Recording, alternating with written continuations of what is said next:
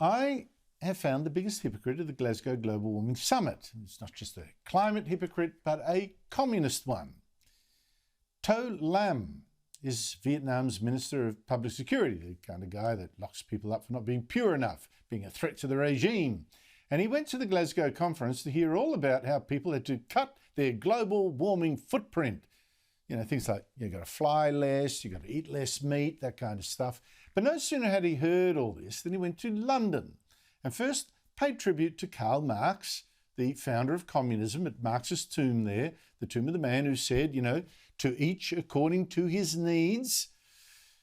And then this fine communist boss went to a luxury steakhouse restaurant in London where he ordered a steak flecked with gold, in fact, covered with it, a $2,000 steak. And it was a steak the chef theatrically chopped up and salted in his flamboyant trademark way before feeding To Lam by hand. What a minion, what a lovely minion. A $2,000 steak that costs as much as the average Vietnamese worker, the average Vietnamese comrade, earns in 8 months. Joining me is Rowan Dean, a fine diner himself, editor of The Spectator Australian and host of Outsiders on Sky News every Sunday at 9 a.m. Rowan, a communist eating a $2,000 steak, there's nothing that makes my heart beat a little warmer. For the hypocrisy is incredible. Plus, there's a global warming delegate who enjoys conspicuous consumption. Real Animal Farm stuff we're looking at here, isn't it?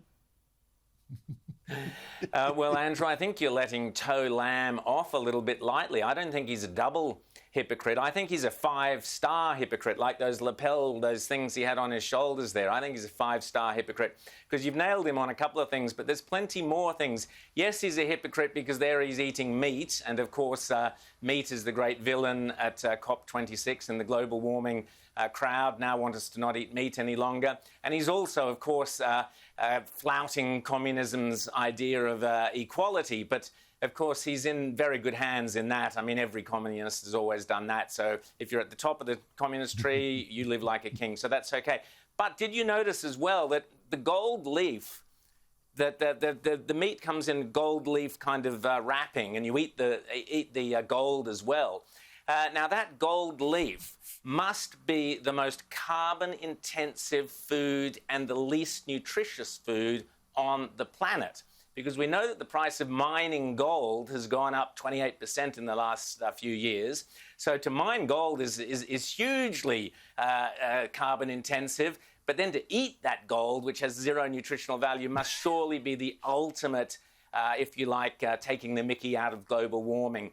But he was fed by hand. Now, I'm sorry, Andrew, I'm not quite up on my woke protocol. I'm not up on my woke protocol to quite the extent I am, but I'm pretty certain that is either racism, because he's kind of suggesting that this bloke who normally eats with chopsticks, no, he's got to be fed with whatever it was. So is it racist, or worse, is it a master-slave relationship where you're fed by hand? That's a master-slave relationship in anyone's book. So I'm going, this is a slavery restaurant where they encourage, or this guy, Lo Tam, is encouraging a slavery-type relationship.